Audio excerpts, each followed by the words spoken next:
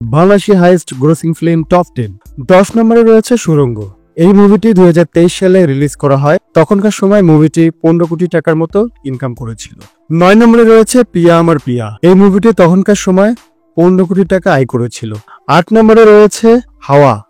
এই মুভিটি 2022 সালে রিলিজ করা হয়েছিল। মুভিটি তখনকার সময় 16 কোটি টাকার মতো ইনকাম করেছিল। 7 নম্বরে রয়েছে স্বপ্নের ঠিকানা। এই মুভিটি 1995 সালে রিলিজ হয়। তখনকার সময় এই মুভিটি 19 কোটি টাকার মতো ইনকাম করেছিল। 6 নম্বরে রয়েছে আম্মাজান। এই মুভিটি 1999 সালে রিলিজ করা হয়েছিল। তখনকার সময় এই মুভিটি 20 কোটি টাকার মতো ইনকাম করেছিল। 5 নম্বরে রয়েছে বেদের মেয়ে জ্যোৎস্না। এই মুভিটি 1989 সালে রিলিজ করা হয়েছিল। তখনকার সময় মুভিটি 25 কোটি টাকার মতো ইনকাম করেছিল। 4 নম্বরে রয়েছে রাজকুমার। এই মুভিটি 2024 সালের ঈদে রিলিজ করা হয়। তখনকার সময় মুভিটি 26 কোটি টাকার মতো ইনকাম করেছিল ওয়ার্ল্ড ওয়াইড। 3 নম্বরে রয়েছে বরবাদ। এই মুভিটি এখনো চলছে। এখন পর্যন্ত এই মুভিটি ইনকাম করেছে 27 কোটি 23 লাখ টাকার মতো।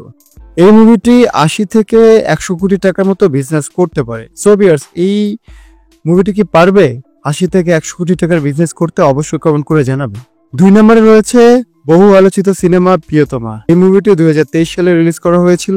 তখনকার সময় মুভিটি 42 কোটি টাকার মতো ইনকাম করে ইন্ডাস্ট্রি হিট হয়েছিল। 1 নম্বরে রয়েছে তুফান। এই মুভিটি ব্যাপক আলোচনায় ছিল। 2024 সালে ঈদে রিলিজ করা হয়।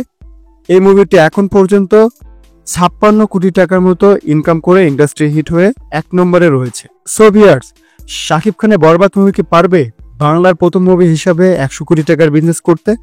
অবশ্যই কমেন্ট করে জানাবেন। আর এরকম মিডিয়া জগতে নিত্য নতুন আপডেট পেতে আমাদের চ্যানেলটি সাবস্ক্রাইব করে সঙ্গেই থাকবেন। ধন্যবাদ।